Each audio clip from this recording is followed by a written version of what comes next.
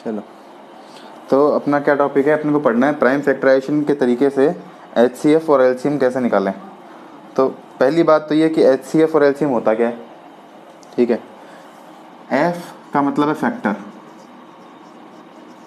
और एम का मतलब है मल्टीपल और सी का मतलब दोनों में कॉमन। कॉमन का मतलब अपने को एक अकेले से तो नहीं, अगर कोई एक ही संख्या है तो अपन एचसीएफ नहीं निकाल सकते, एलसीएम नहीं निकाल सकते, कम से कम 2 नंबर तो चाहिए ही चाहिए, तभी तो कॉमन निकालेंगे। कॉमन और एल का मतलब लोएस्ट और एच मतलब हाईएस्ट। इस एचसीएफ को अपन जीसीएफ भी बोल सकते हैं, है ना। जी मतलब ग्रेटेस्ट, हाईएस्ट कॉमन फैक्टर या ग्रेटेस्ट कॉमन फैक्टर। अब बात यह है कि पहले फैक्टर और मल्टीपल होता क्या है। कोई नंबर ले लेते हैं 6, कोई भी नंबर ले सकते हैं, अपन ने क्या नंबर ले लिया, एक 6। अब उसकी 2 चीज़ें निकालते हैं, एक तो फैक्टर और एक मल्टीपल। तो फैक्टर का मतलब कि 6 किस किस की टेबल में आता है। सबसे पहले 6 किसकी टेबल में आता है, 1 की टेबल में आता है, 2 की टेबल में, 3 की टेबल में और 6 की टेबल में आता है। और 6 की टेबल में कौन कौन आता है, 6 की टेबल में 6 1 जा 6, 6 2 जा 12, 6 3 जा 18, 6 4 जा 24। तो मल्टीपल तो चलते रहेंगे, मल्टीपल तो कभी रुकते नहीं है, लेकिन फैक्टर फिक्स होते हैं। फैक्टर अपन ऐसे नहीं कह सकते कि फैक्टर इन्फिनिटी है, किसी चीज़ के फिक्स फैक्टर होंगे, ज़्यादा नहीं हो सकते और कम भी नहीं हो सकते। जैसे 6 के 4 ही होंगे तो 4 ही होंगे, और 6 के मल्टीपल कितने भी हो सकते हैं, कहीं पे भी ले जाओ आप। ठीक है, अब फैक्टर हाईएस्ट की बात करेंगे। जैसे अब 2 नंबर ले लिए, एक तो 4 और एक 6। पहले दोनों की फैक्टर की बात करते हैं, फिर 6 और 4 के मल्टीपल की बात करते हैं। तो 6 किस किस की टेबल में आता है, 1 2 3 6 और 4 के फैक्टर 1 2 4। ऐसे 6 के मल्टीपल 6 12 18 24 और 4 के मल्टीपल 4 8 12 आगे 16 20 24 ऐसे चलता रहेगा। ठीक है, अब अपने को देखना है, पहले तो एच और एल की बात तो बाद में करेंगे, सिर्फ कॉमन फैक्टर की बात करते हैं और कॉमन मल्टीपल की बात करते हैं। तो कॉमन फैक्टर, अब एक इसमें भी है और एक इसमें भी है, कॉमन फैक्टर है ना। 2 इसमें भी है, 2 इसमें भी है, ये भी कॉमन फैक्टर है। ठीक है, अब कॉमन मल्टीपल की बात करते हैं। तो 12 इसमें भी है, 12 इसमें भी है, 24 इसमें भी है, 24 इसमें भी है। ये दोनों कॉमन मल्टीपल और वो दोनों कॉमन फैक्टर हैं। तो कॉमन मल्टीपल तो आगे कितने भी हो सकते हैं, इसलिए बात करते हैं सबसे पहले कौन आया, है ना। और कॉमन फैक्टर भी कितने भी हो सकते हैं, अगर शुरुआत से बात करें 1 तो होगा ही होगा।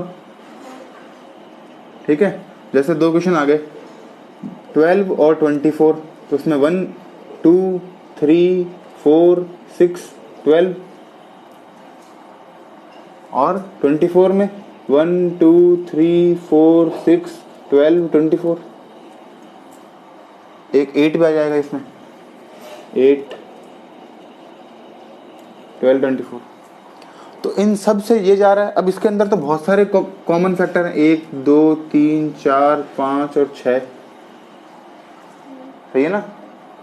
लेकिन कंसिडर कौन सा करेंगे, जो सबसे बड़ा है। तो इसलिए कॉमन फैक्टर की बात करते हैं तो हाईएस्ट की बात करते हैं, और मल्टीपल की बात करते हैं तो लोएस्ट की बात करते हैं। ठीक है, तो ये क्या होता है, highest common factor, lowest common multiple. अब ये तो अपन ने टेबल करके या फिर फैक्टर निकाल के बता दिया। अब अपना टॉपिक है प्राइम फैक्टराइजेशन की हेल्प से अपने को बताना है एचसीएफ और एलसीएम।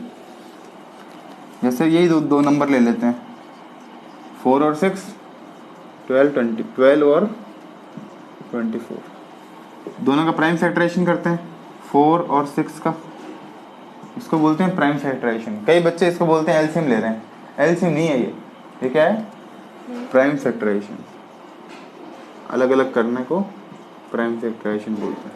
तो 2 से गया 2 2 1 2 3 3 1 2 6 2 3 3 1। अब इसमें ना कई बच्चे क्या करते हैं 3 पहले लिख देते हैं, भाई 3 से पहले दिख रहा है कर दो, कोई दिक्कत नहीं है। ऐसा नहीं कि पहले आप 2 से ही करोगे, कोई नेसेसरी नहीं है। तो 2 12 स्टैंडर्ड फॉर्म में तो अपन करना चाहिए, लेकिन फ़र्क नहीं पड़ता, आंसर तो वही आएगा। ठीक है, तो इसको क्या लिख सकते हैं? 2 की पावर 2, इसको 2 की पावर 1 3 की पावर 1, इसको 2 की पावर 2 3 की पावर 1, और ये 2 की पावर 3 3 की पावर 1। अगर इन दोनों की बात करनी है अपने को और हाईएस्ट कॉमन फैक्टर चाहिए, तो हाईएस्ट कॉमन फैक्टर के अंदर फैक्टर चाहिए, कॉमन चाहिए, मतलब जो दोनों में कॉमन हो। तो इसमें 3 तो है ही नहीं, तो 3 तो भूल जाओ। इसमें 1 बार 2 है, इसमें 2 बार 2 है, तो 1 बार 2 कॉमन ले लो। इसको तो क्या बोल देंगे? HCF। ठीक है, अब जो हाईएस्ट है, मतलब ये तो हाईएस्ट कॉमन फैक्टर हो गया। अब एलसीएम के लिए जो मैक्सिमम पावर वाला है वो ले लेंगे। तो मैक्सिमम पावर वाला कौन है? इसमें 2 की पावर 2, इसमें 2 की पावर 1, तो ये ले लेंगे। 3 की पावर 1, इसमें 3 है ही नहीं, तो ये लेंगे, ऐसा नहीं छोड़ देंगे। तो 2 की पावर 2 और 3 की पावर 1, 2 की पावर दिख रहा है इसमें, 2 की पावर 2 और 3 की पावर 1, ये हो जाएगा एलसीएम। ऐसे ही इसके अंदर अगर HCF की बात करेंगे तो मिनिमम पावर, तो इसमें 3 की पावर 1 है, इसमें भी 3 की पावर 1 है, तो और 2 की पावर 2 2 की पावर 3 है, 2 की पावर 2 3 की पावर 1। ये ऐसा कैसा क्या हो गया? HCF। और बड़ा वाला पावर क्या है? 2 की पावर 3 और 3 की पावर 1। तो 12 अपना HCF हो गया और 24 ही अपना LCM हो गया। इसमें 2 अपना HCF हो गया और 2 की पावर 2 4 4 इंटू 3 12 अपना LCM हो गया। अब इन दोनों का मल्टीप्लाई सेम है, इन दोनों का मल्टीप्लाई और इन दोनों का मल्टीप्लाई भी सेम है, 24 24, और ये 12 24 12 24 है, तो मल्टीप्लाई सेम होना ही है। इसका मतलब अगर दो नंबर है अपने पास, नंबर 1 इंटू नंबर 2, ये सिर्फ दो नंबरों के लिए वैलिड है। Number 1 into number 2 equal to HCF into LCM। ठीक है, ये अपना एक टॉपिक हो गया 10 1.2। उसमें एक छोटा सा क्वेश्चन एक और आता है, वो थोड़ा देख लो। जैसे सवाल दे रखा है, ये दे रखा है, मान लो 4 की पावर n 6 की पावर n 9 की पावर n, या फिर किसी कोई भी नंबर, जैसे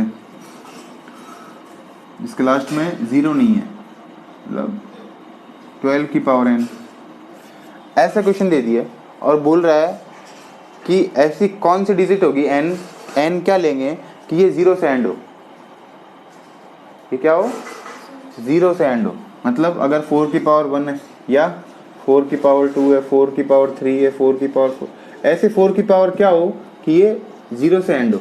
या फिर इन सब में भी सेम इक्वेशन है, 6 की पावर क्या लें, 9 की पावर क्या लें, 12 की पावर क्या लें, कि ये 0 से एंड हो। तो ये n की कितनी भी पावर ले लो, कभी भी 0 से एंड नहीं होगा। 0 से एंड होने के लिए क्या चाहिए? 0 के लिए अपने क्या चाहिए? लास्ट में 0 आए, मतलब कोई नंबर लास्ट में 0 है, इसका मतलब वो 10 से डिविजिबल है। अगर वो नंबर 10 से डिविजिबल है, मतलब उसमें 10 है, 10 का मतलब उसमें 2 भी है और 5 भी है। अब 4 में 2 तो है, 4 की कितनी भी पावर ले लो 5 आ सकता है क्या? 2 तो कितने भी आ जाएंगे, लेकिन 5 आ सकता है नहीं।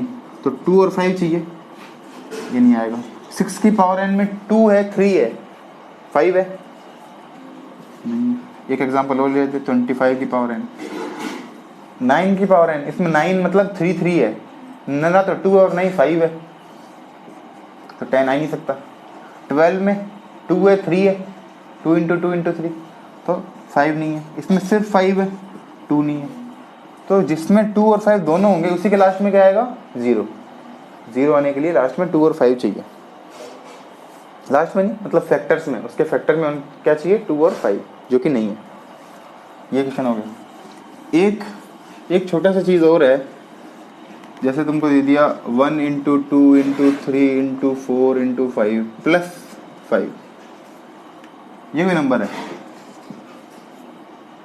अब इसके बारे में पूछ लिया कि ये नंबर प्राइम नंबर है या कॉम्पोजिट नंबर है, बिना इसको सॉल्व किए बताओ प्राइम है या कंपोजिट है। तो प्राइम नंबर का पहले डेफिनेशन पता होना चाहिए। प्राइम नंबर होता क्या है? प्राइम नंबर का मतलब जिसके एग्जैक्टली 2 फैक्टर हो। कौन कौन से 2 फैक्टर? 1 एंड इटसेल्फ, और कुछ भी नहीं हो, और एग्जैक्टली 1 से 2 से कम भी नहीं होना चाहिए। मतलब जैसे 1 है, अब 1 के एक ही फैक्टर है, 1 1 की टेबल में आता है। 2 के 2 फैक्टर है, 1 और 2। 3 के 2 फैक्टर है, 1 और 3।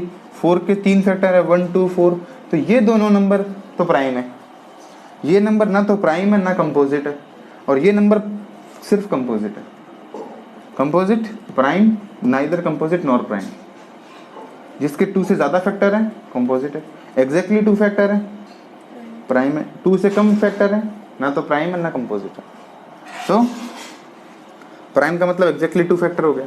अब ये नंबर के बारे में पूछा है, इसमें से 5 कॉमन आ रहा है ना, 5 इसमें भी है, प्लस लगा के 5 इसमें भी है, तो 5 तो दोनों में कॉमन ले लिया। ये एक टर्म है यहाँ से यहाँ तक, ये दूसरी टर्म है, क्योंकि प्लस ही टर्म को अलग अलग करता है। प्लस के पहले एक टर्म, प्लस के बाद में दूसरी टर्म। तो 5 कॉमन ले लिया। इसमें क्या बच गया पहले वाले में? 1 से 4 तक,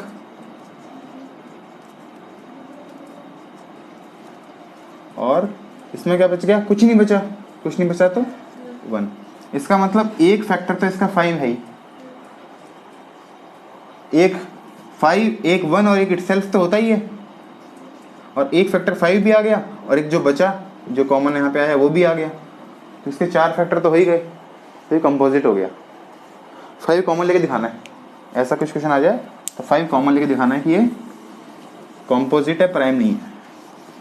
ठीक है, अब नेक्स्ट टॉपिक चालू करते हैं।